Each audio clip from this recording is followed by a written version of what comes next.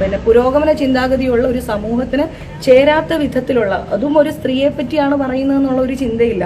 ഇപ്പം കഴിഞ്ഞതിന് ശേഷം മദ്യത്തിനെതിരെ, മയക്കുമരുന്നിനെതിരെ, സിഗരറ്റ് വലിച്ചാൽ ആകാശം ഇടിഞ്ഞു പോകും. കോടതി കേസ് കൊടുക്കുമ്പോൾ 1 കോടി രൂപ കെട്ടിവെച്ചാൽ മതി. 100 കോടി രൂപക്ക് കോടതി കേസ് കൊടുത്താൽ 10 കോടി രൂപ കെട്ടിവെക്കണം. അത് അൻസിബ കോടതിയെ സമീപിച്ചോട്ടെ, പക്ഷേ ഞാൻ എന്താണെങ്കിലും 10 കോടി രൂപ മാനനഷ്ടം ചെക്കണം ചേച്ചി. മിനിമം ഒരു 12.5 കോടി രൂപയ്ക്കെങ്കിലും മാനനഷ്ടത്തിന് പരാതി കൊടുത്തിരിക്കണം. നിങ്ങൾക്ക് മേളിൽ വന്നിട്ടുള്ള ആരോപണങ്ങൾ എന്തൊക്കെയാണെന്നുള്ളതും അതിന് വ്യക്തമായ തെളിവുകളുമായിരുന്നു അൻസിബ സോഷ്യൽ മീഡിയയിലെ മുന്നിൽ വന്ന് അവതരിപ്പിച്ചിട്ടുള്ളതും അല്ലെങ്കിൽ പരാതിയായിട്ട് കൊടുത്തിട്ടുള്ളൊരു കാര്യം. നിങ്ങൾ വന്നിട്ട് ഈ കൊണ്ട് പറയുന്ന പല കാര്യങ്ങളും അല്ലാതെ നിങ്ങൾക്ക് ഏതെങ്കിലും ഒരു സാധനം സോഷ്യൽ മീഡിയയിൽ കൊണ്ടുവന്നിട്ട് കാണുന്ന ജനങ്ങൾക്ക് മുന്നിലേക്ക് ഇതാണ്ട് എൻ്റെ കാര്യം ഇതാണ്, ഞാൻ ഇതിനകത്ത് പച്ചയായ സത്യമാണ് എന്നെടുത്ത് കാണിക്കാനായിട്ട് എന്തെങ്കിലും പറ്റിയിട്ടുണ്ടോ?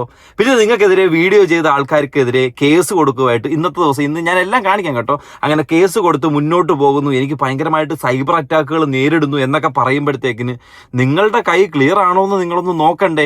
നിങ്ങൾ ഒരു പ്രൊഡ്യൂസറിനെ പറ്റിച്ച് സിനിമ ചെയ്ത് കൊടുക്കാമെന്ന് പറഞ്ഞുകൊണ്ടും നിങ്ങളുടെ ഭർത്താവ് ആ സിനിമ സംവിധാനം ചെയ്തുകൊള്ളൂ എന്നൊക്കെ പറഞ്ഞുകൊണ്ടൊരു കഥ മേടിക്കുകയും അതിനെ തുടർന്ന് ഒരു 20 ലക്ഷത്തി സംതിങ് രൂപ അയാളെ അങ്ങ് പറ്റിച്ചു. ഇതിന്റെ ഭാഗമായിട്ട് അമ്പലപ്പുഴ കോർട്ടിലും ആലപ്പുഴ കോർട്ടിലുമായിട്ട് നിങ്ങൾക്കെതിരെ കേസ് നടന്നുകൊണ്ടിരിക്കുക. കേസ് ഏകദേശം 20 ലക്ഷത്തി സംതിങ് രൂപയ്ക്കാണ് നടക്കുന്നത്. നിങ്ങൾ ഈ 10 കോടി രൂപ മാനനഷ്ടം അൻസിബയുടെ പേരിലേക്ക് വെക്കുമ്പോഴത്തേക്കിന് നിങ്ങളെ സംബന്ധിച്ച് ഈ പറയുന്ന വരുന്ന വാർത്തകൾ പ്രകാരം നിങ്ങൾ ഒരു 1 കോടി രൂപ, അതായത് 10 കോടി രൂപയുടെ 10% കെട്ടിവെച്ചേ പറ്റത്തുള്ളൂ. അങ്ങനെ ഇരിക്കുക ഒരു 1 കോടി രൂപ നിങ്ങൾ കെട്ടിവെക്കേണ്ടതായിട്ടൊരു അവസ്ഥയുണ്ട്. കാരണം ഇങ്ങനെ ഒരു മാനനഷ്ട കേസ് കോടതിയിൽ കൊടുക്കുമ്പോഴത്തേക്കിന് അത്രയും പൈസ നിങ്ങളുടെ കയ്യിലുണ്ടെങ്കിൽ ആ 20 ലക്ഷം ആ പ്രൊഡ്യൂസർക്കും കൊടുത്തു കഴിഞ്ഞാൽ അയാൾ അത് മേടിച്ചോണ്ട് അയാളെ പാട് നോക്കി അയാൾ പോകത്തില്ലേ? നിങ്ങളുടെ കേസ് അങ്ങ് പിൻവലിക്കത്തില്ലേ? സാമാന്യമായിട്ടുള്ളൊരു ചോദ്യമാണ്. നമുക്ക് ഈ വാർത്തകൾ പലതും ഇങ്ങനെ ചെയ്തുകൊണ്ടിരിക്കുമ്പോൾ നമുക്ക് തോന്നിപ്പോകുന്ന ഒരു കാര്യം മാത്രമേ ഉള്ളൂ കേട്ടോ. പിന്നെ അൻസിബയ്ക്കെതിരെ കേസ് കൊടുക്കുമ്പോഴത്തേക്കിന് നിങ്ങൾ പറയുന്നു എൻ്റെ കാര്യങ്ങളെല്ലാം സത്യമാണെന്ന് ഇപ്പോൾ പുറത്തു വന്നില്ലേ എന്ന്. എന്ത് പുറത്തു വന്നു? അല്ലെ, എവിടെ പുറത്തു വന്നു?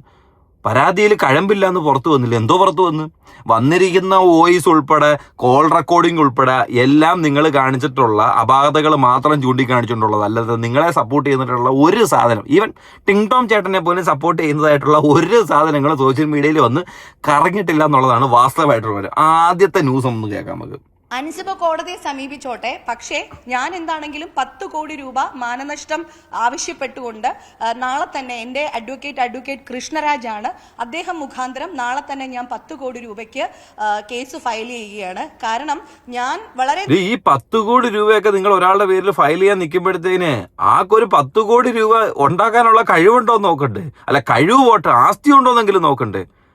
നിങ്ങൾ പോയിട്ട് നിങ്ങൾക്കെതിരെ ഏതെങ്കിലും ഒരു ഡെയിലി ജോലിക്ക് പോയിട്ട് വരുമാനം നേടുന്ന ഒരു 800 രൂപ കൂലിക്കാരൻ്റെ അടുത്ത് പോയിട്ട് നിങ്ങളൊരു 10 കോടി രൂപ അങ്ങോട്ട് കോടതിയിലോട്ട് കെട്ടിവെക്കണമെന്ന് പറഞ്ഞ് നിങ്ങളൊരു ഡിഫമേഷൻ കേസ് അങ്ങോട്ട് കൊടുക്കുമ്പോഴത്തേക്കിനും എന്തായിരിക്കും അവസ്ഥ?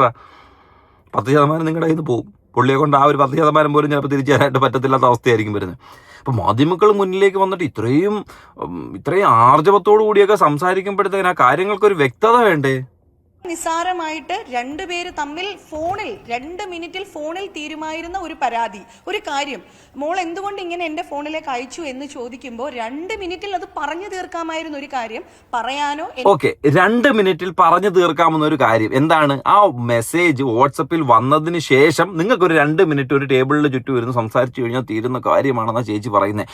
അങ്ങനെ തീരുന്ന കാര്യമാണെന്നുണ്ടെങ്കിൽ നിങ്ങൾ തന്നെയല്ലേ നിങ്ങളുടെ വീട്ടിൽ കുറേ മാധ്യമപ്രവർത്തകരെ വിളിച്ചു വന്നിട്ട് പത്രസമ്മേളനം നടത്തിയത്? ഒരു വെള്ള സാരിയൊക്കെ ഉടുത്ത്, ആ സാരി ഉടുത്തുകൊണ്ട് ചേച്ചി പറയുന്നൊരു ഡയലോഗ് ഉണ്ടായിരുന്നു, നമ്മളുടെ സംഘടനയിൽ പ്രധാനമന്ത്രിയെക്കാട്ടിലും രാഷ്ട്രപതിയെക്കാട്ടിലും ഫേമസ് ആയിട്ടുള്ള ആൾക്കാർ ഉള്ളത് കൊണ്ടാണ് നമ്മുടെ സംഘടനയെ ബാക്കിയുള്ളവരെല്ലാം ഉറ്റുനോക്കുന്നതെന്ന്. ലോക പൊട്ടത്തരം എന്ന് വിളിച്ചു പറഞ്ഞ ആ സംഘടനയിൽ നിൽക്കുന്ന ഒരു പ്രതിനിധി, അതായത് ഈ പറയുന്ന ചീറ്റിംഗ് കേസ്, ഫ്രോഡ് കേസ് ഉൾപ്പെടെ നിയമ നടപടികൾ നേരിട്ടുകൊണ്ടിരിക്കുന്ന ഒരു വ്യക്തി അമ്മയിൽ മത്സരിക്കുകയും അവിടെ ഒരു പ്രഥമമായിട്ടുള്ള ഒരു ഭാരവാഹിയായി മാറുകയും ചെയ്തിരിക്കുന്നു അല്ലേ? ഒന്ന് ആലോചിച്ച് നോക്കെ, ചേച്ചിയുടെ വിവരം എത്രത്തോളം ഉണ്ടെന്നും കിട്ടില്ല. ബിഗ് ബോസ് ചേച്ചി പറഞ്ഞിട്ടുള്ള 2 കാര്യം ഇത് കഴിഞ്ഞ് കാണിക്കുന്ന ഒരു ന്യൂസിനകത്തുള്ള കാര്യം തമ്മിൽ വലിയൊരു അന്ധതയുണ്ട് കേട്ടോ. അതൊന്ന് കാണാം. അന്ധത മനസ്സിലായിക്കണം, കാണിച്ചു തരാം. അപ്പോൾ വീഡിയോ ഇഷ്ടപ്പെടുമെന്നുണ്ടെങ്കിൽ ലൈക്ക് ചെയ്യുക, സബ്സ്ക്രൈബ് ചെയ്യുക. വീഡിയോ ഇത് മൊത്തം കണ്ടതിന് ശേഷം മാത്രമേ നിങ്ങളുടെ കമന്റ് എന്താണെന്ന് രേഖപ്പെടുത്തൂ കേട്ടല്ലോ. എനിക്ക് കൃത്യമായിട്ടൊരു ആൻസർ തരാനോ തയ്യാറാകുന്നില്ല. 1 മാസത്തോളം ഞാൻ വെയിറ്റ് ചെയ്തു. അതിനുശേഷം ഹൈപ്പ് ഞാൻ എല്ലാ ദിവസവും നിങ്ങളോട് ഹൈപ്പ് പറഞ്ഞെന്ന് പറയേണ്ട ആവശ്യമൊന്നുമില്ല. എൻ്റെ മുഖം കണ്ടു കഴിഞ്ഞാൽ ഹൈപ്പ് എന്ന് ഓർത്തോണം കേട്ടല്ലോ. ഈ വീഡിയോയോട് കൂടി കാണുന്നവർ ഓർത്തോണം, എൻ്റെ മുഖം കണ്ടു കഴിഞ്ഞാൽ ഹൈപ്പ് കൊടുക്കണം. അതിപ്പോൾ 3 എണ്ണം ഉള്ളെന്നുണ്ടെങ്കിൽ നിങ്ങൾ യൂട്യൂബിന് റിക്വസ്റ്റ് കൊടുക്കണം. ഞങ്ങൾക്ക് ഇനിയും വേണം ബിച്ചുവിൻ്റെ വീഡിയോയിൽ ഹൈപ്പ് കൊടുക്കാനായിട്ട് 10 എണ്ണം വേണമെന്ന് വേണം. അങ്ങനെ പറഞ്ഞ് കൊടുക്കാൻ പറ്റുമെങ്കിൽ മാത്രം കണ്ടാൽ മതി കേട്ടോ. എല്ലാത്തവരും കണ്ടോ, കുഴപ്പമൊന്നുമില്ല, ഞാൻ ഒന്നും പറയത്തില്ല. എനിക്ക് ഇങ്ങനെ ഒരു പരാതി കൊടുക്കേണ്ടി വന്നത്, പരാതിയിൽ ഉന്നയിച്ചിരിക്കുന്ന അൻസിബ പറഞ്ഞിരിക്കുന്ന ഒരു കാര്യങ്ങളും ഞാൻ പറഞ്ഞിട്ടുണ്ടായിരുന്നില്ല. അപ്പോൾ ഈ ഇത്തരത്തിലൊരു വലിയ സംഭവമാക്കി എൻ്റെ പ്രതിച്ഛായയെ ഇകഴ്ത്തുന്ന വിധത്തിൽ, എന്നിലെ സ്ത്രീത്വത്തെ അപമാനിക്കുന്ന വിധത്തിൽ, എന്തിന് 10 വയസ്സുള്ള എൻ്റെ മകൾക്ക് ഏകദേശം എൻ്റെ പൊക്കമുണ്ട്, എൻ്റെ പൊക്കമുള്ള എൻ്റെ മകളെയും കൂടി അധിക്ഷേപിച്ചുകൊണ്ട് ആ കുട്ടി സംസാരിക്കുന്നത് ഞാൻ കേട്ടു. തൃപ്പൂണിത്തുറ വനിതാ SIയുടെ പിന്നെ മേശപ്പുറത്ത് ഇതേ മീഡിയാസ് നിങ്ങൾ എല്ലാവരും റിപ്പോർട്ട് ചെയ്തിട്ടുണ്ട്.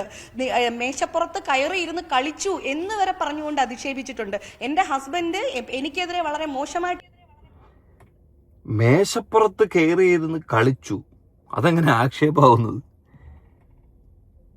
എൻ്റെ അത്രയും പൊക്കമുള്ള കുട്ടി, ഇതൊക്കെ ഇപ്പൊ നിങ്ങൾ തന്നെ ആവശ്യമില്ലാത്ത കാര്യങ്ങളൊക്കെ ഈ ചർച്ചയിടയിലോട്ട് കൊണ്ടുവരും. നമ്മളൊന്നും കൊണ്ടുവരുന്നൊന്നുമല്ല, സ്വന്തമായിട്ട് തന്നെ വായി തോന്നിയത് കോണിക്ക് പാട്ട്, അത്രേ ഉള്ളൂ ഇവിടെ കാണിക്കുന്നത്.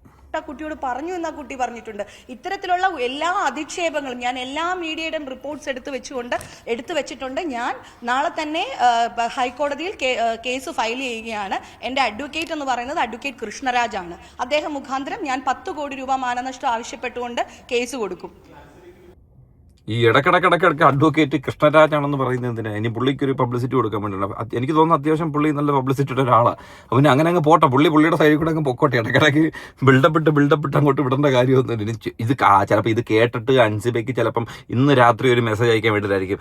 ചേച്ചിയെ, ലക്ഷ്മി ചേച്ചിയെ, അറിയാതെ പറ്റിപ്പോയ ചേച്ചി, ഒന്ന് ക്ഷമിച്ചേക്ക് ചേച്ചിയെ, ചേച്ചി നമ്മുടെ മുത്തല്ലേ ചേച്ചി, ചേച്ചി സ്വത്തല്ലേ ചേച്ചി, ചേച്ചി നമ്മുടെ സ്ത്രീകളുടെ ഒരു പ്രതിനിധിയല്ലേ ചേച്ചി, അങ്ങനെയൊക്കെ ചിലപ്പോൾ പറയണമായിരിക്കും. ചേച്ചി സ്ത്രീകളുടെ പ്രതിനിധി കേട്ടോ. അതെന്തോന്ന് ഞാൻ കാണിക്കാം, ഇനി ഓരോരോ വീഡിയോ വാലെ കാണിക്കാം കേട്ടോ. ഫിനാലെ കഴിഞ്ഞതിന് ശേഷം മദ്യത്തിനെതിരെ, മയക്കുമരുന്നിനെതിരെ, സിഗരറ്റ് വലിച്ചാൽ ആകാശം ഇടിഞ്ഞു പോകും എന്നൊക്കെ പറഞ്ഞു വന്ന വ്യക്തി അതിനുശേഷം ഫിനാലെ കഴിഞ്ഞ ഉടനെ എന്താണ് അവിടെ കാണിച്ചു കൂട്ടിയെന്നുള്ളതിന്റെ വീഡിയോ തെളിവ് എന്റെ കയ്യിലുണ്ട്. മനസ്സിലായി? അതുകൊണ്ടാണ് ഞാൻ പറയുന്നത്, തെറ്റായിട്ടുള്ള വ്യക്തിത്വങ്ങൾക്കല്ല ബിഗ് ബോസിൽ അവസരം നൽകേണ്ടത് എന്ന് ഞാൻ ഉറക്കെ പറഞ്ഞുകൊണ്ടിരിക്കുന്നത് അതുകൊണ്ട് മാത്രമാണ്. എന്ന് വെച്ചാൽ നമുക്ക് മദ്യപിക്കുന്നതോ പുകവലിക്കുന്നതോ ഒക്കെ അവരവരുടെ മൗലിക അവകാശങ്ങളാണ്. അവരവർക്ക് ഇഷ്ടമുള്ള കാര്യങ്ങൾ അവരവർക്ക് ചെയ്യാം. പക്ഷെ ഞാൻ ഇതിനൊക്കെ എതിരാണ്. ഞാൻ സമൂഹത്തിന് മാതൃക കൊടുക്കാനായിട്ടിരിക്കുന്ന ആളാണ്. ഞാൻ അങ്ങനെയാണ് ഇങ്ങനെയാണ് എന്ന് പറഞ്ഞിരുന്നിട്ട് ബിഗ് ബോസ് ഫിനാലെ കഴിഞ്ഞ കർട്ടൻ അങ്ങോട്ട് വീണപ്പോ കാണിച്ചു കൂട്ടിയ കോപ്രായങ്ങൾ എന്തൊക്കെയാണെന്നുള്ളതിന്റെ അങ്ങനെയൊക്കെ നോക്കുകയാണെന്നുണ്ടെങ്കിൽ ചിലപ്പോൾ ബിഗ് ബോസിനെ സംബന്ധിച്ച് ചേച്ചിയെ പോലും സെലക്ട് ചെയ്യാൻ പറ്റാത്തൊരവസ്ഥയായിരിക്കും വന്നിരിക്കുന്നത്. പിന്നെ രണ്ടാമത്തെ കാര്യം, ബിഗ് ബോസ് എന്ന് പറയുന്നത് ഒരു ഷോയാണ്. അവിടെ നിങ്ങളുടെ ജീവിതം കൊണ്ട് കാണിക്കാൻ വേണ്ടില്ല. ആ ഷോ എങ്ങനെയെങ്കിലും സർവൈവ് ചെയ്യുക, ആൾക്കാരെ മാനിപ്പുലേറ്റ് ചെയ്തോ അല്ലെങ്കിൽ റിയൽ ആയിട്ട് നിന്നോ ആ ഷോ സർവൈവ് ചെയ്യുക എന്നത് മാത്രമാണ് അതിൻ്റെ ഒരു മാനദണ്ഡം. അതിനകത്ത് കപ്പടിക്കുക, അത്രേ ഉള്ളൂ. അല്ലാതെ ബിഗ് ബോസ് കണ്ടിട്ട് അത് നിങ്ങളുടെ ജീവിതമാണ് എന്ന് ആരും ചിന്തിക്കരുത്, അല്ലെങ്കിൽ ആരും അത് വിചാരിക്കുകയും ചെയ്യരുത്. അതിനകത്തെ കോണ്ടസ്റ്റന്റ് ആണെങ്കിൽ അത് മാത്രമേ ഈ അവസരത്തിൽ ചേച്ചിയോട് പറയുള്ളൂ. ചേച്ചിക്ക് കളി അറിയത്തില്ലായിരുന്നു. അവസാനം ആ ബുള്ളറ്റിന്റെ ബാക്കിൽ ഇരുന്നിട്ട് ഇങ്ങനെ ടാറ്റ ഇങ്ങനെ കൊടുത്ത് പോകുമ്പോഴത്തേന് ആ മുഖത്തോട് അറിയാം നിങ്ങൾ എത്ര വികാരഭരിതരായിട്ട്. എൻ്റെ ബുള്ളറ്റ് അല്ല മറ്റവൻ്റെ ബുള്ളറ്റാണ് പോകേണ്ടത്, ആർക്കോ മാറിപ്പോയതാ ഡ്രൈവറെ, നീ എൻ്റെ ബുള്ളറ്റ് തിരിച്ചു വിട്, അവൻ്റെ ബുള്ളറ്റായിരുന്നു കയറ്റി വിടേണ്ടത്. ആ ഒരു അവസ്ഥയിലായിരുന്നു ചേച്ചി നോക്കിക്കൊണ്ട്. സത്യമായിട്ടും ചേച്ചി ആ വീഡിയോ ഒന്നുകൂടെ എടുത്ത് നോക്ക്. ചുമ്മാ ഇരിക്കുമ്പോഴത്തേന് ആ വീഡിയോ ഒന്നുകൂടെ എടുത്ത് നോക്കണം. അന്നേരത്തെ മാനസികാവസ്ഥ എന്തുവാണെന്ന് എനിക്ക് തോന്നുന്നു. അങ്ങോട്ട് ആ വളവ് വളഞ്ഞപ്പോഴത്തേന് ആ ബുള്ളറ്റ് ഓടിച്ചു എൻ്റെ തോളത്ത് ഒരു കടിയെങ്കിലും ചേച്ചി കൊടുത്ത് കാണുമായിരിക്കും. അത്രയും ആവേശം ഉണ്ടായിരുന്നു. ഇനി ചേച്ചിയുടെ 10 കോടി രൂപ ആവശ്യപ്പെട്ടുകൊണ്ടൊരു പരാതി ഉണ്ടല്ലോ, അതൊന്ന് കാണാം അതിൻ്റെ റിയാലിറ്റി എന്തുവാണെന്നുള്ളത്. 10 കോടി ആവശ്യപ്പെട്ട് നിങ്ങളൊരു മാനനഷ്ട കേസ് കൊടുക്കണമെങ്കിൽ അതിന്റെ 10% കെട്ടി വെക്കണം. അതായത് 1 കോടി രൂപയുടെ കെട്ടി വെക്കണം. എവിടെ? കോടതിയിൽ. ആ 1 കോടി രൂപ ഉണ്ടെങ്കിൽ എനിക്ക് തോന്നുന്നത് ലക്ഷ്മിപ്രിയക്കെതിരെ ഒരു 20 ലക്ഷം രൂപ ഒരു നിർമ്മാതാവിനെ പറ്റിച്ചു എന്ന് പറയുന്നൊരു കേസുണ്ട്. വേണമെങ്കിൽ അത് തീർക്കാവുന്നേ ഉള്ളൂ. അപ്പൊ അതുകൊണ്ട് 1 കോടി രൂപയൊക്കെ കെട്ടിവെച്ചുകൊണ്ടൊരു കേസൊന്നും ലക്ഷ്മിപ്രിയ നടത്താൻ പോണില്ല. ഇതൊക്കെ വാശിക്ക് വന്നിട്ട് വളരെ ഡയലോഗ് വിട്ട് മറ്റേ പത്രസമ്മേളനത്തിലൊക്കെ ഇരുന്ന് പറയാം. അവരുടെ വക്കീൽ എന്ന് പറയുന്നത് കൃഷ്ണരാജാണ്. അദ്ദേഹം ഒരു സംഘപരിവാർ സംഘപരിവാർ നിലപാടെടുക്കുന്ന ഒരു അഡ്വക്കേറ്റ് ആണ്. കൂടാതെ അദ്ദേഹം മറ്റേ നമ്മുടെ കൃഷ്ണപ്രഭ സുരേഷിന്റെയൊക്കെ മറ്റേ സ്വപ്നപ്രഭ സ്വപ്ന സുരേഷിന്റെയൊക്കെ അഡ്വക്കേറ്റ് കൂടിയാണ്. അപ്പൊ അദ്ദേഹമാണ് ഈ ഇവരുടെ ഉപദേശി എന്ന് പറയുന്നത്. പക്ഷേ പ്രധാനപ്പെട്ട ഒരു കാര്യം എന്ന് പറഞ്ഞാൽ ഇത് കോടതിയിലേക്ക് എത്തുമ്പോൾ പ്രശ്നമാവും. കാരണം ഈ കാശ് കെട്ടിയോ പണ്ട് ഇപ്പൊ നമ്മുടെ ഇവിടെ ചിലർക്ക് യൂസഫ് അലി മുതലാളി അദ്ദേഹത്തിന് ഈ 10 കോടി ഒന്നും ഒരു പ്രശ്നമല്ല. പക്ഷെ അദ്ദേഹം 100 കോടി രൂപ ആവശ്യപ്പെട്ടുകൊണ്ട് വക്കീൽ നോട്ടീസ് അയച്ചിട്ടുണ്ട്. 100 കോടി രൂപ. പക്ഷെ അദ്ദേഹം പോലും എന്ത് ചെയ്യുന്നു വെച്ചാൽ കുറച്ച് കഴിഞ്ഞപ്പോൾ അദ്ദേഹത്തിന് വന്ന് ഈ 100 കോടി രൂപ തരാൻ പാവങ്ങൾക്ക് ഉണ്ടാവില്ല, അപ്പൊ അതുകൊണ്ടൊരു 10 കോടി മതി എന്ന് പറഞ്ഞിട്ടാണ് കോടതി കേസ് കൊടുത്തത്. കാരണം കോടതി കേസ് കൊടുക്കുമ്പോൾ 1 കോടി രൂപ കെട്ടി വെച്ചാൽ മതി. 100 കോടി രൂപക്ക് കോടതി കേസ് കൊടുത്താൽ 10 കോടി രൂപ കെട്ടി വെക്കണം. അത് പുള്ളിക്ക് പോലും പറ്റിയില്ല. എന്ന് പറഞ്ഞാൽ പുള്ളിക്ക് ഇത് ബുദ്ധിമുട്ടായിട്ടില്ല, പുള്ളിക്ക് തന്നെ തോന്നിയിട്ടുണ്ടാവും വെറുതെ 10 കോടി കെട്ടി വെച്ചിട്ട് തലവേദന വേണ്ട എന്ന് തോന്നിയിട്ട് പുള്ളിക്ക് തന്നെ അതിലൊരു വീണ്ടും വിചാരം ഉണ്ടാവുകയും 1 കോടിയാണ് കെട്ടി വെക്കുകയും ചെയ്തത്. അപ്പൊ അതുകൊണ്ട് ലക്ഷ്മിപ്രിയ ഇതൊന്നും നടക്കാൻ പോകുന്നില്ല എന്നുള്ളതാണ് പ്രധാനപ്പെട്ട കാര്യം. അതൊക്കെ ചേച്ചിക്ക് അറിയുന്നത്. എന്നാലും വായ്ത്താളത്തിന് ഒരു കുറവുമില്ല, പബ്ലിസിറ്റിക്ക് യാതൊരു കുറവുമില്ല. എനിക്ക് സിനിമയില്ലെങ്കിലും സീരിയസ് ഇല്ലെങ്കിലും ലൈവ് ഷോകളില്ലെങ്കിലും എനിക്ക് എങ്ങനെയെങ്കിലും നിലനിൽക്കണം. അതിന് എന്തെങ്കിലും വിവാദങ്ങൾ വേണം, ഇല്ലെങ്കിൽ എന്നെ ചുറ്റിപ്പറ്റി എന്തെങ്കിലും വേണം. ഞാൻ പുറത്തോട്ട് ഇറങ്ങുമ്പോഴത്തേനും ഒരു 10 ക്യാമറയും ഒരു 15 മൈക്കും എൻ്റെ മുന്നിൽ വരണം, എനിക്ക് സംസാരിക്കണം. വായിക്ക് തോന്നിയത് കോണിക്ക് പാത്രം, ഞാൻ എന്ത് വേണമെങ്കിലും പറയും. നിങ്ങളത് എടുക്കുക, നിങ്ങളത് സംരക്ഷണം ചെയ്യുക. സ്ത്രീയുടെ ഉൾമൂലത്തിൻ്റെ ഉള്ളിൽ നിന്നും കറങ്ങി അടിച്ചതാണ് നിങ്ങളെ തലനാരിൻ്റെ ഇടയിൽ കൂടെ കയറി നരമ്പിൻ്റെ ഇടയിൽ കൂടെ പ്രവചിച്ച് എല്ലാം അണ്ണാക്കി കൂടെ തുളച്ചു വരുന്ന കാര്യങ്ങളാണ് ഞാൻ പറയുന്നത്. അത്രയും ഗംഭീരമായിട്ടാണ് ഒരു സ്ത്രീ നിങ്ങളുടെ മുന്നിൽ വന്ന് സംസാരിക്കുന്ന, അവളുടെ സ്ത്രീത്വത്തെ ചോദ്യം ചെയ്യുന്ന പല കാര്യങ്ങളുമാണ് ഇതിനുള്ളിൽ നടന്നുകൊണ്ടിരിക്കുന്നത്. നിങ്ങൾ എന്തുകൊണ്ട് പ്രതികരിക്കുന്നില്ല? അതായത് ഒരു സമൂഹത്തെ, ഒരു നാടിനെ ഇളക്കി വിടാൻ പാകത്തിലുള്ള ഡയലോഗുകളാണ് ചേച്ചിയുടെ കയ്യിരിക്കുന്നത്. പക്ഷേ ഇളകണോ വേണ്ടെന്നുള്ളത് അത് കേൾക്കുന്ന ആൾക്കാർ തന്നെ തീരുമാനിച്ചേ പറ്റൂ. പിന്നെ ചേച്ചിയെ സംബന്ധിച്ച് ദുബായിലോ ഏതോ ഒരു സ്ഥലത്ത്, UAE ഏതോ ഒരു സ്ഥലത്ത് ചേച്ചി പോവുകയും ഏതോ റെസ്റ്റോ ബാറൊക്കെ ഉദ്ഘാടനം ചെയ്തോ, ചെമ്പരത്തി എന്നോ പിച്ചിയെന്നോ മുല്ലെന്നോ കണ്ട എൻ്റെ പേര് അവിടെ കണ്ടുപോയിട്ട് അടച്ച പൂക്കുറ്റിയായിട്ട് നിൽക്കുന്ന ഫോട്ടോയും വീഡിയോ ഒക്കെ പ്രചരിച്ചിരുന്നെന്നും പിന്നെ ആ പേജും വീഡിയോ ഒക്കെ ചേച്ചിയായിട്ട് തന്നെ എടുത്ത് കളഞ്ഞു എന്നൊക്കെ പറയുന്നു. 2 എണ്ണം അടിക്കാൻ ചേച്ചി നേരത്തെ പറഞ്ഞില്ലേ, 2 എണ്ണം അടിക്കുക, അതായത് അവരുടെ മൗലിക അവകാശമാണെന്നല്ലേ ചേച്ചി. അടിച്ചോ ഒരു കുഴപ്പമില്ല, നിങ്ങൾ അടിച്ചോ, ഞാനതവിടെ ചർച്ചയാക്കാൻ കൊണ്ടില്ല. കാരണം നിങ്ങൾ മൗലിക അവകാശമല്ലേ, അടിക്കണം. 2 എണ്ണം അടിക്കണം. വെള്ളം ഒഴിച്ച് അടിക്കാതിരിക്കും മറക്കരുത്. വെള്ളം ഒഴിക്കാൻ അടിച്ചു കഴിഞ്ഞാൽ ചുമ്മാ പൂക്കുറ്റിയാവും. എന്തിനാകുമ്പോൾ അവസാനം പിത്തം വരെ വാട് വെച്ച് കളയേണ്ട അവസ്ഥയെത്തും. ആ അവസ്ഥയിലേക്ക് എത്തിക്കും. പിന്നെ നിങ്ങൾ പ്രോ ആണെന്നുണ്ടെങ്കിൽ ചിലപ്പോൾ ആ അവസ്ഥയിലേക്ക് എത്തത്തില്ലായിരിക്കും. പ്രോ അല്ലെന്നുണ്ടെങ്കിൽ വെറുക്കും. പിറ്റേ ദിവസം രാവിലെ എഴുന്നേക്ക് വരുന്നത് പശ്ചാത്താപമായിരിക്കും. പിന്നെ ഏകദേശം ഒരു വൈകുന്നേരം രാത്രിയോട് കൂടി ആ പശ്ചാത്താപം മാറും. 2 എണ്ണം ആകുമ്പോഴത്തേക്കിന് കാര്യങ്ങളെല്ലാം ഓക്കെ ആയിട്ട്. ഇനി ചേച്ചി ഇന്നത്തെ ദിവസം ഒരു പരാതി കൊടുത്തിട്ടുണ്ട് കേട്ടോ. അതാണ് ഇതിനകത്ത് മെയിൻ സാധനം. കണ്ടോ, ചേച്ചി തന്നെ പറയുന്നുണ്ട് പരാതി എപ്പോഴും ഉള്ളത് തന്നെയാണ്. ചേട്ടൻ പൊന്നെ തൊട്ടേനും പിടിച്ചാനും ഒക്കെ ഞാനല്ല ഈ ചേച്ചി പണ്ട് LKG പഠിക്കുന്ന സമയം മുതൽ തുടങ്ങിയ പരിപാടി. എന്നെ മാന്തി, എന്നെ പിച്ചി, അവൻ എൻ്റെ കോമ്പസ് എടുത്ത്, ഇവളെൻ്റെ പൊട്രാക്ടർ എടുത്ത് എന്ന് പറഞ്ഞുകൊണ്ട് ചേച്ചിയുടെ പരാതി. അതാണ് ചേച്ചി ഉദ്ദേശിച്ചത്. പരാതി എന്നുമുള്ളതാണ്, എപ്പോഴും ഉള്ളതാണ്. എന്തിനും പരാതി, എവിടെയും പരാതി. എനിക്കൊന്ന് ഭർത്താവിനെതിരെ വരെ പരാതി കൊടുക്കാൻ ചേച്ചി സാധ്യത ഉണ്ടെന്ന് തോന്നുന്നു, അല്ലെങ്കിൽ കൊടുത്തിട്ടുണ്ടായിരിക്കും അവരുടെ കുടുംബത്തിൽ. പരാതി എപ്പോഴും ഉള്ളത് തന്നെയാണ്. കഴിഞ്ഞ കുറച്ച് ദിവസങ്ങളായിട്ട്, അതായത് അൻസിബയുടെ കേസ് തള്ളിയതിനു ശേഷം, ഇതിൽ കഴമ്പില്ല കഴുത്തിൽ ശംഖ് വരെയും കിടക്കുന്നു തെളിഞ്ഞതിനു ശേഷം വളരെ ഭീകരമായ രീതിയിൽ സൈബർ ബുള്ളിങ് നടന്നുകൊണ്ടിരിക്കുകയാണ്. അതിൽ തന്നെ ജസ്റ്റിസ് ഫോർ അൻസിബ എന്ന് പറഞ്ഞുകൊണ്ടൊരു ഹാഷ്ടാഗ്. അതാണ് അവിടെ ചേച്ചിക്ക് പിടി വീണു. ഞാൻ ഇത്രയും കുലസ്ത്രീയായിട്ട് നിങ്ങളുടെ മുന്നിൽ നിന്നിട്ട് ഇത്രയും നല്ല കാര്യങ്ങൾ നിങ്ങൾക്ക് വേണ്ടി പറഞ്ഞിട്ട് എന്തുകൊണ്ട് ഒരു ഹാഷ്ടാഗ് ജസ്റ്റിസ് ഫോർ പേരെന്തായിരുന്നു, ലക്ഷ്മിപ്രിയ അങ്ങനെ കൊടുക്കാത്ത എന്ത്? ഞാൻ നിങ്ങൾ എന്ത് പിടിച്ച് കടിച്ചോ? പാവമായിപ്പോട്ടോ. ഈ വീഡിയോയുടെ താഴെ നിങ്ങൾ കൊടുക്കണം കേട്ടോ, സത്യമായിട്ട്. ചേച്ചി ആരും ഇല്ലെങ്കിൽ ആരും ഇല്ലാത്തവന് ഞാൻ ഉണ്ട് ചേച്ചി. എൻ്റെ വീഡിയോ കമൻറ്റിൻ്റെ താഴെ വന്നിട്ട് കമൻറ്റ് ചെയ്തോണം കേട്ടോ. ജസ്റ്റിസ് ഫോർ ചേച്ചിയുടെ പേര് എന്തുവായിരുന്നു, ലക്ഷ്മിപ്രിയ. നിങ്ങൾ ധൈര്യമായിട്ട് കൊടുത്തോ. പാവം ചേച്ചി, അങ്ങനെ ഒരു ജസ്റ്റിസ് കിട്ടാത്തത് കൊണ്ട് വിഷമാവത്തില്ല നമുക്ക്.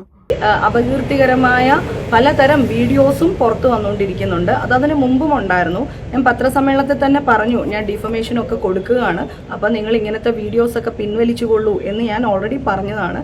പക്ഷേ ഇപ്പോൾ കഴിഞ്ഞ ദിവസങ്ങളിലൊക്കെ വളരെ നമുക്കൊരു മനുഷ്യന് തുറന്നു നോക്കാൻ പോലും കഴിയാത്ത രീതിയിലുള്ള തലക്കെട്ടുകൾ ചേർത്തുകൊണ്ട് വരികയാണ്. അതിൻ്റെ അടിയിൽ ഒന്നാമത്തെ കാര്യം, തുറന്നു നോക്കാൻ പറ്റാത്ത തലക്കെട്ടൊന്നുമല്ല. നിങ്ങൾ പറഞ്ഞിട്ടുള്ള കാര്യങ്ങൾ മാത്രമാണ് സോഷ്യൽ മീഡിയയിൽ എടുത്തു വെച്ച് ചർച്ച ചെയ്തിട്ടുള്ളത്. നിങ്ങൾക്ക് എതിരെ വന്നിട്ടുള്ള പല കാര്യങ്ങളുമാണ് എടുത്തു വെച്ച് ചർച്ച ചെയ്തിട്ടുള്ളത്. അല്ലാതെ ആരും മാനിപ്പുലേറ്റ് ചെയ്ത് എടുത്തുകൊണ്ട് വന്നിട്ടുള്ള ഒരു സാധനങ്ങളും വന്നിട്ടില്ല. വോയിസ് ക്ലിപ്പ് ഉൾപ്പെടെ നിങ്ങൾ പറഞ്ഞിട്ടുള്ള കാര്യങ്ങളിലെ വ്യത്യാസങ്ങൾ ഉൾപ്പെടെയാണ് നമ്മൾ എടുത്തു ചർച്ചയിൽ കൊണ്ടുവന്നിരിക്കുന്നത്. അല്ലാതെ വേറെ ഒരു കാര്യങ്ങളും ഇതിനകത്ത് എടുത്തുകൊണ്ട് വന്നിട്ടില്ല. അത് കണ്ടാൽ നിങ്ങൾക്കും അറിയാം. പിന്നെ നിങ്ങൾക്ക് വെള്ളം അടിക്കാൻ പാകത്തിൽ ഇങ്ങനെയുള്ള എന്തെങ്കിലും കാര്യങ്ങളിലേക്ക് ഒരു ചർച്ചാ വിഷയമാക്കണം, അല്ലെങ്കിൽ സംസാരിക്കണം. അപ്പോൾ ഒരു സൈഡിൽ കൂടെ ചിലപ്പോൾ വെള്ളം അടിച്ചേക്കാം. അത്രേ ഉള്ളൂ. അതായിട്ട് മാത്രമേ ഇത് കാണുന്നുള്ളൂ. മുഴുവനും ഇങ്ങനത്തെ മോശമായ കമന്റ്സുമാണ് വരുന്നത്. അപ്പൊ അതിന്റെ അടിസ്ഥാനത്തിൽ നമ്മളൊരു കുട്ടിയെ സ്നേഹിച്ചു കൊണ്ട് നടന്നതിന്റെ പേരിലാണ് നമ്മൾ ഈ വേദനകളെല്ലാം അനുഭവിക്കേണ്ടി വരുന്നത്. അതെനിക്ക് വളരെയധികം പ്രയാസമുണ്ട്. അത് ആര് ചെയ്യും? Heart touching statement. അതായത് ഹാർട്ടിൽ നിന്ന് മാറി എന്റെ ലിവർ വഴി കിഡ്നിയുടെ 2 അറ്റത്ത് ഇങ്ങനെ ഒരു ടച്ച് സ്റ്റേറ്റ്മെന്റ് ചേച്ചിയുടെ. ഇത് കൊള്ളേണ്ട അടുത്ത് കൊള്ളണം. അതായത് മെന്റലി ചേച്ചി പിടിക്കുക, മനസ്സലിയാത്തവരെ വരെ അലിയിപ്പിക്കാനായിട്ടുള്ള. അതായത് ഈ മനസ്സുണ്ടായിരുന്നു കണ്ടല്ലോ, ആ ടൈറ്റാനിക്ക് പോയി തട്ടിയ ആ ഒരു ഐസ് ഉണ്ടല്ലോ, അതുവരെ പോയനായിരുന്നു. അത്രയും ദൃഢതയുള്ളത് വരെ ഇല്ലാതാക്കി കളയും. ാലും കുറ്റക്കാരെ കണ്ടെത്തി അർഹമായ ശിക്ഷ കൊടുക്കണം എന്ന് പറഞ്ഞുകൊണ്ടാണ് ഞാനിപ്പോൾ ഇവിടെ പരാതി കൊടുക്കാനായിട്ട് വന്നിട്ടുള്ളത്. അത്രേ ഉള്ളൂ ചേച്ചി. നിങ്ങളുടെ കേസിലും കുറ്റക്കാരെ കണ്ടുപിടിച്ചിട്ട് അർഹമായിട്ടുള്ള ശിക്ഷ അവിടെ കൊടുക്കണം. അത് മാത്രമേ ഞങ്ങളും ആഗ്രഹിച്ചിട്ടുള്ളൂ, അത് വേറെ ഒന്നും ആഗ്രഹിച്ചിട്ടില്ല. തീർച്ചയായിട്ടും പരാതി എടുക്കാൻ വേണ്ട കാര്യങ്ങൾ അതിനകത്തുണ്ട്. അവർ ഉത്തരവാദിത്തമായിട്ട് അത് ചെയ്യും. ഇങ്ങനെ കമന്റുകൾ ഇങ്ങനെ വരുന്നതിന് തുടർച്ചയായിട്ട് വരുമ്പോൾ ഈ പോലീസിന് ഒരു പരിധി ഉണ്ടാവുക. കമന്റ് അല്ലല്ലോ പെർട്ടിക്കുലർ ആയ ചില ആൾക്കാർ ഇരുന്നു കൊണ്ട് വീഡിയോസ് എന്ന് പറഞ്ഞത് സോഷ്യൽ മീഡിയ എന്ന് പറയുന്നത് ഫേസ്ബുക്കിലാണോ? അല്ല, യൂട്യൂബിലാണ്. യൂട്യൂബും ഉണ്ട്, ഫേസ്ബുക്കിലും ഞാൻ കാണുന്നുണ്ട്. പോസ്റ്റുകൾ ഇടുന്നുണ്ട്. പോസ്റ്റുകളല്ല, എന്നെ പറ്റിയിട്ട് അപകീർത്തികരമായ വീഡിയോസ് ചെയ്തുകൊണ്ടിരിക്കുന്നുണ്ട്. നിരന്തരമായ വീഡിയോകൾ, വളരെ മോശമായിട്ടുള്ള വീഡിയോകൾ, യാതൊരു അടിസ്ഥാനവുമില്ലാത്ത യൂട്യൂബ് വീഡിയോസ് ആണ് ഞാൻ കൂടുതലായിട്ട് കണ്ടത്. എന്തോ അടിസ്ഥാനം എന്തുവാ?